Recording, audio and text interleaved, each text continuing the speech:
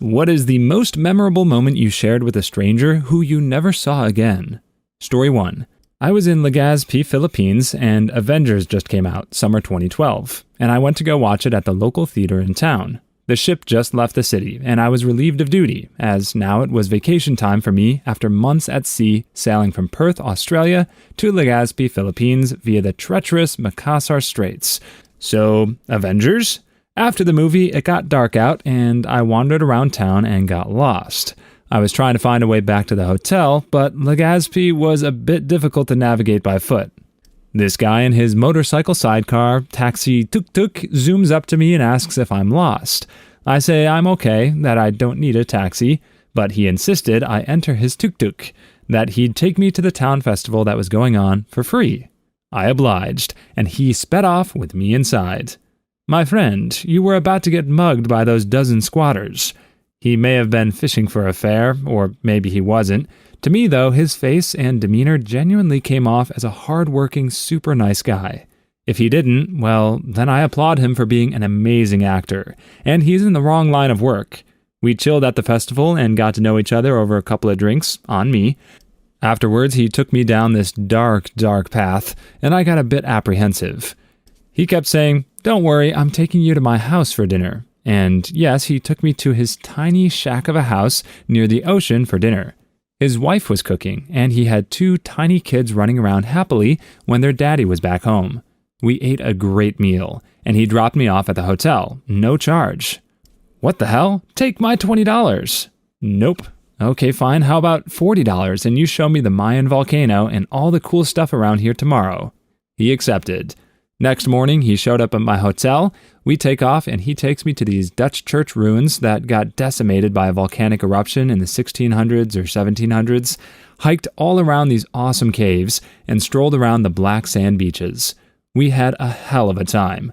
I gave him $60, hid another $20 behind another $20, as the bills were crisp enough that you can kind of make it seem like one bill. He discovered this as I was walking away, and I laughed at him and waved back. He had no choice but to keep it.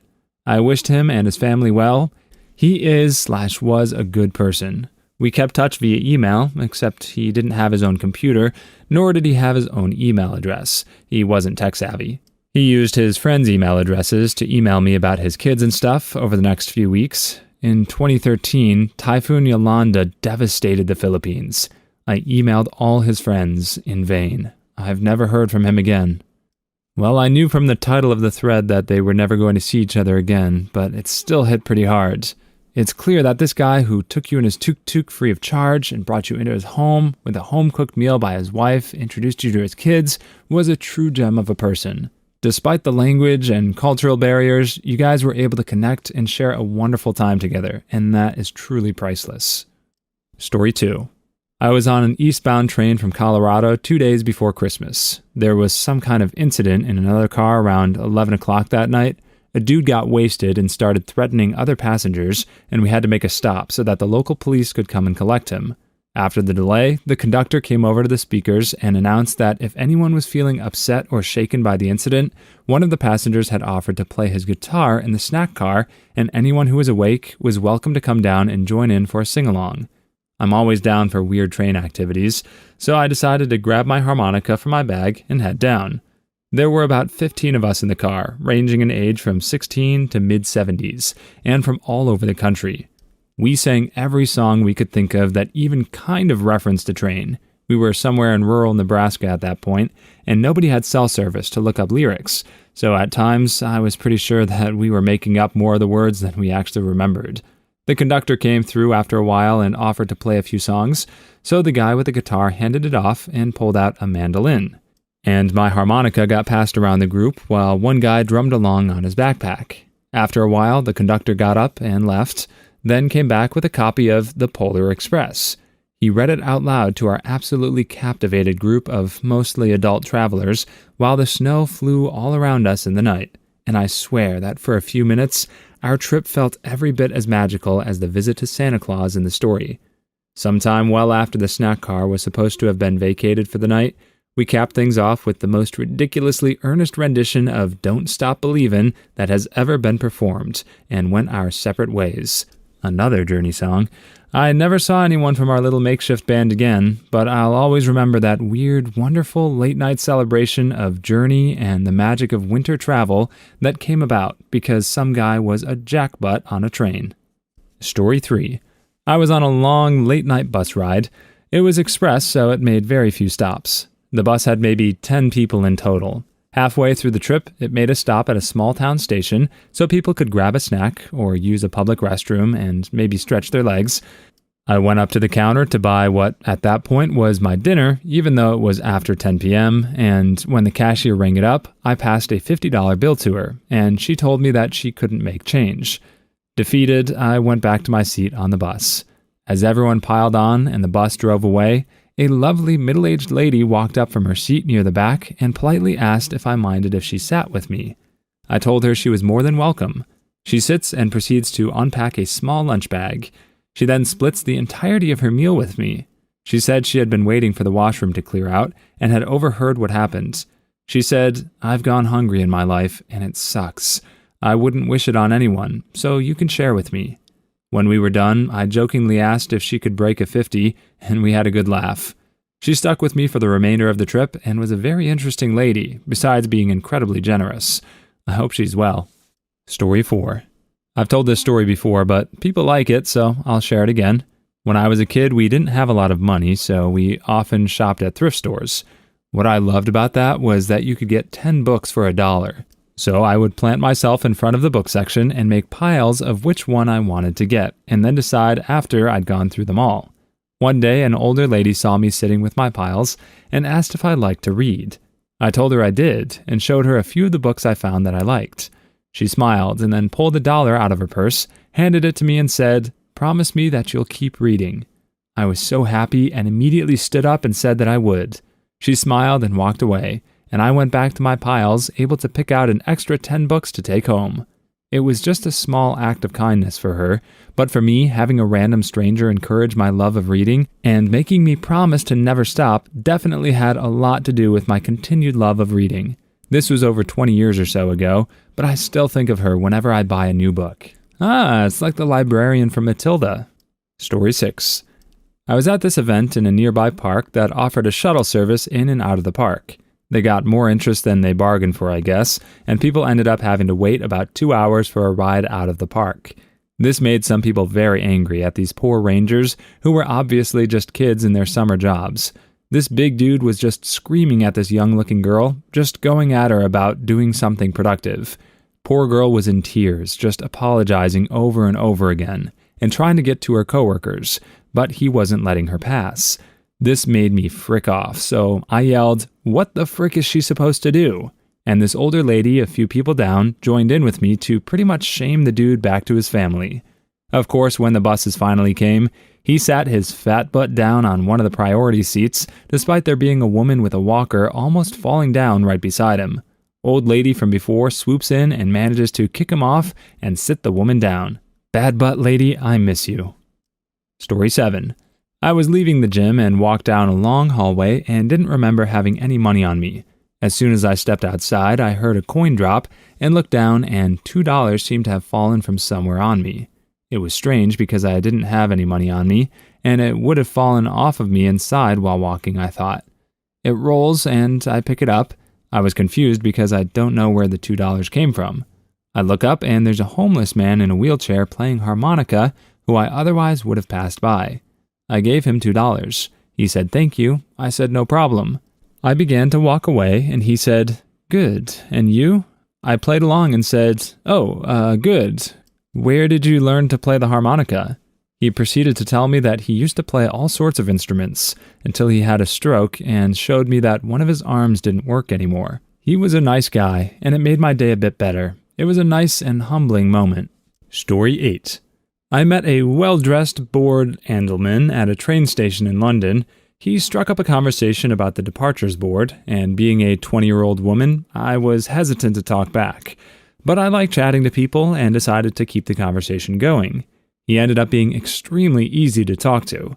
I ended up telling him I was waiting for a train to take me to the airport so I could see my boyfriend in Hong Kong, whom I hadn't seen for months.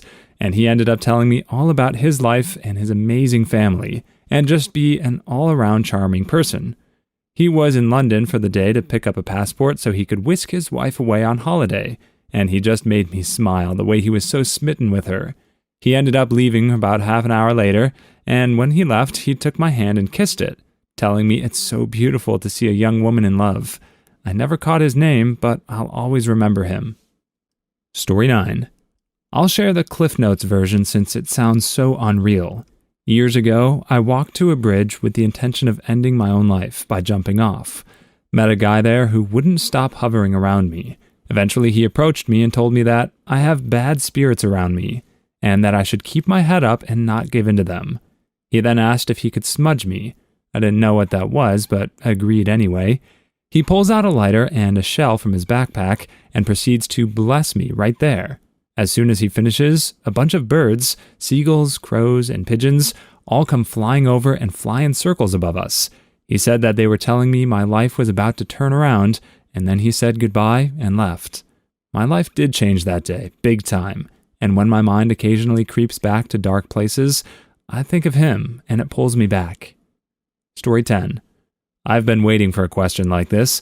This was about 2 years ago, when I was in university. I was having some gas pains, so I went to use the bathroom. I was the only one in there, but someone came in shortly after, so I decided to wait until she was done.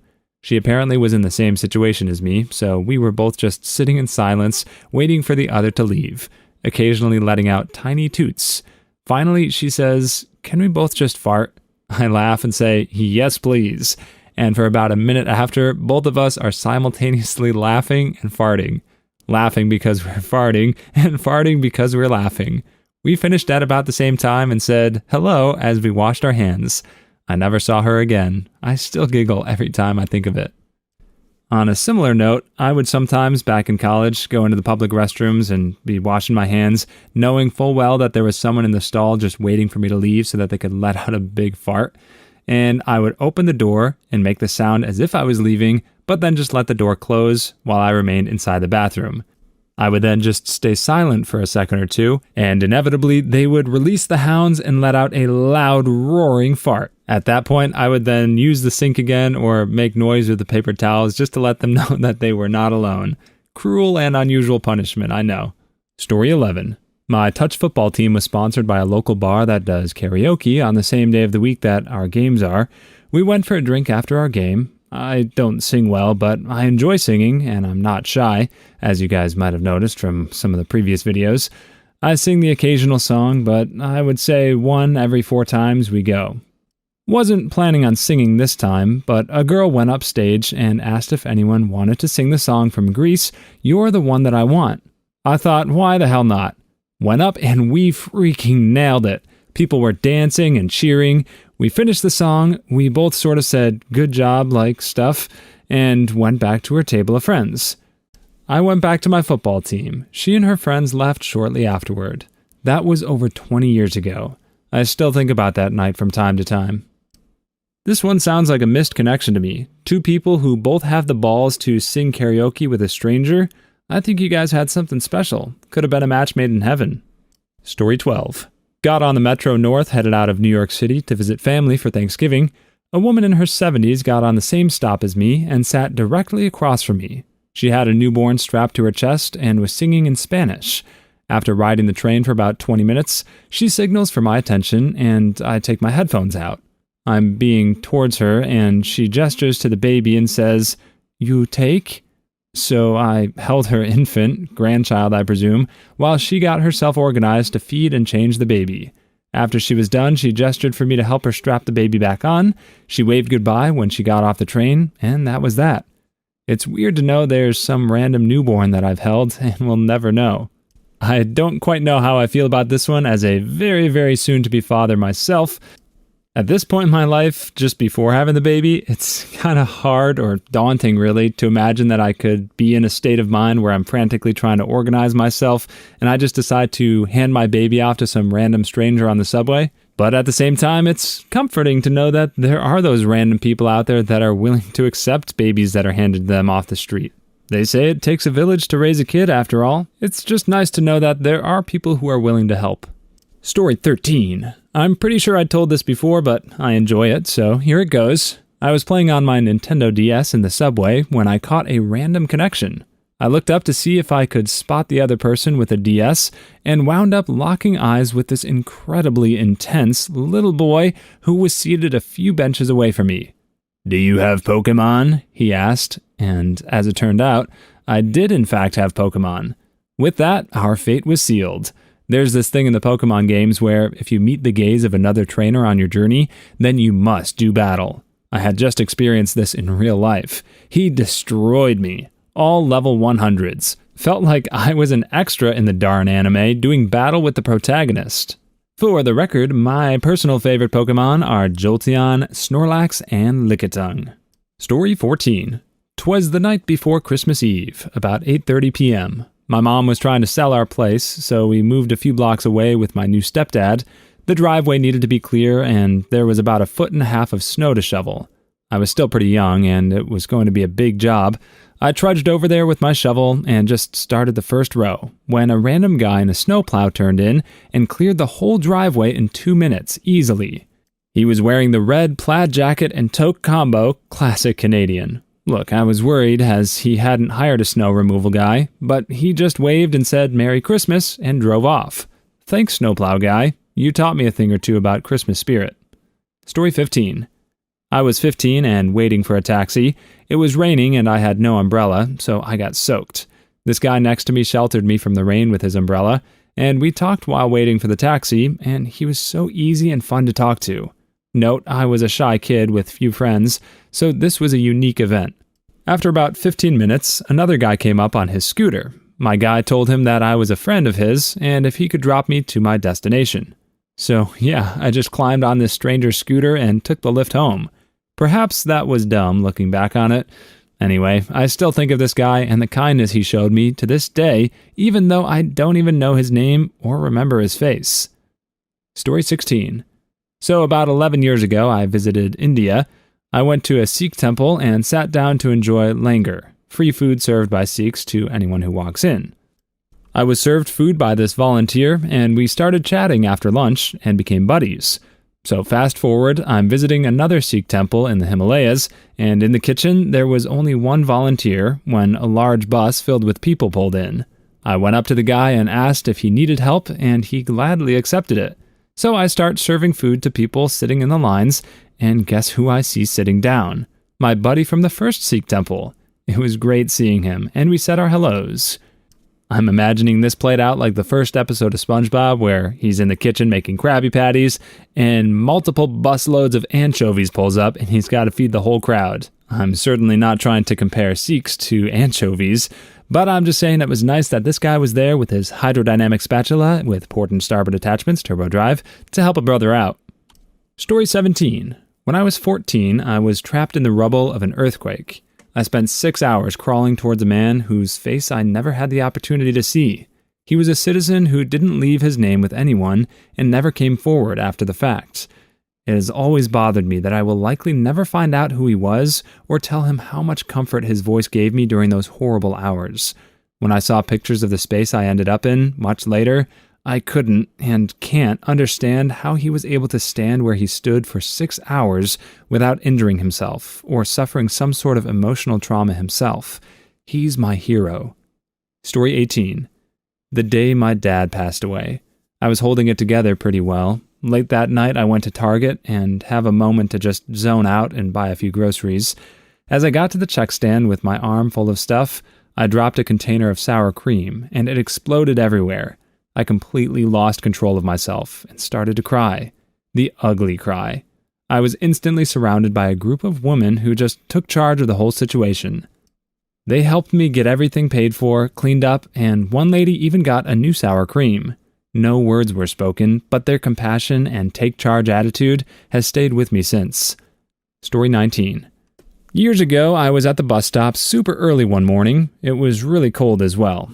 Anyway, there was a guy that I used to see every time I would get the 7 a.m. bus. Looked like a builder. He always got off near one of the large building sites by the university. We were on nodding terms. One morning there was a fireball disintegrator Meteor. We both saw it. He turned to me and said with a super serious face, "You know, our souls are forever linked now." We went back to nodding terms, and I never saw him after I quit early morning classes. I guess because I remember it, he was kinda right, and the fricker is still trolling me. Story 20. I had about a 2-hour drive from Columbus to the Cleveland area. I tend to drive on the faster side, and therefore pass a lot of people. I noticed about 20 minutes into the drive that the car behind me was still the same one that got onto the highway right behind me.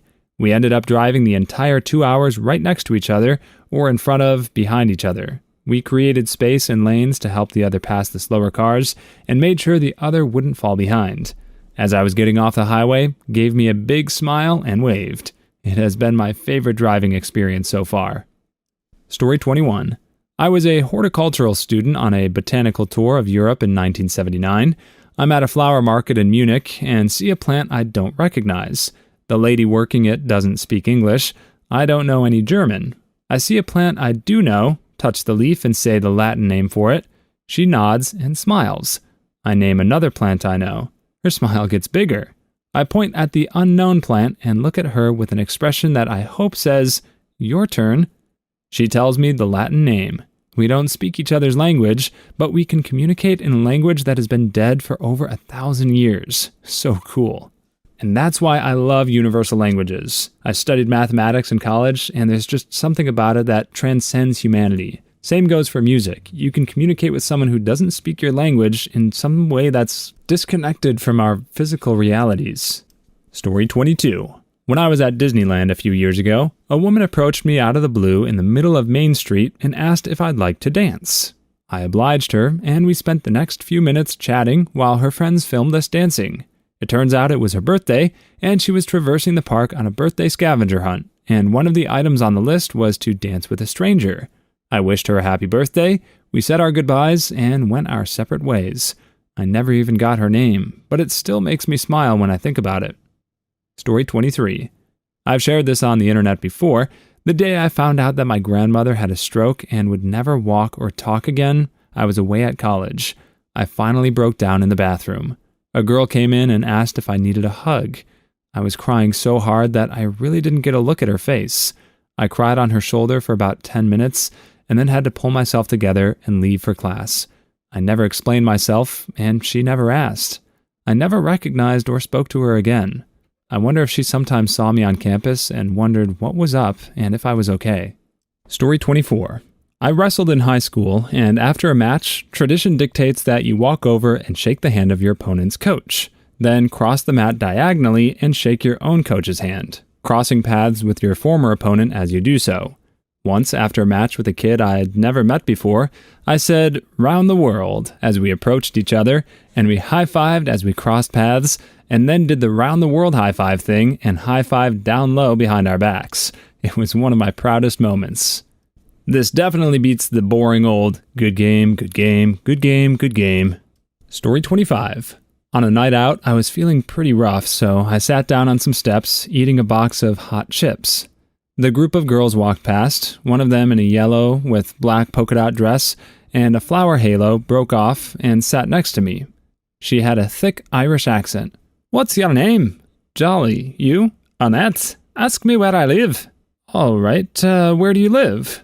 She grabbed one of my chips, put it in her mouth, and said, "In the friggin' moment," kissed my forehead, and ran off to join her group again. Still think about her.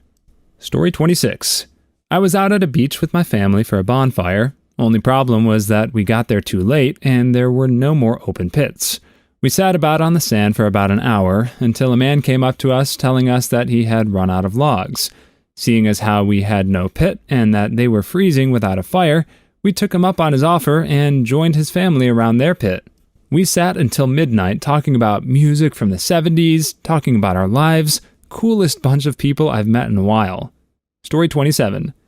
My son was in a pretty serious accident. I was in a wreck in the ICU waiting room. A little girl, maybe about 9 or 10 years old, was with her family saying goodbye to her great-grandmother.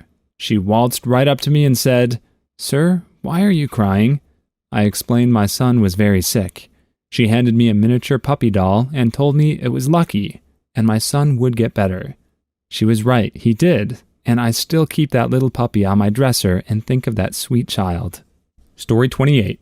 New York City Bar. I was on a first date and there was an old guy at the bar, looked like an old fisherman from a novel, and he was convinced my date and I already were married. He went on and on about it. We said we weren't married, and he told us we were meant to be together and would be married a long time. He talked with us for a good 15 minutes about this. My date and I did get married about a year later and have been together almost 25 years now.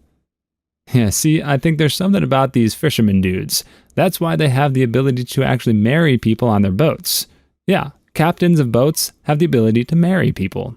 I know this because I almost got married before my wedding when we were on a trip in Alaska, and I thought, what the heck, we should just get married now.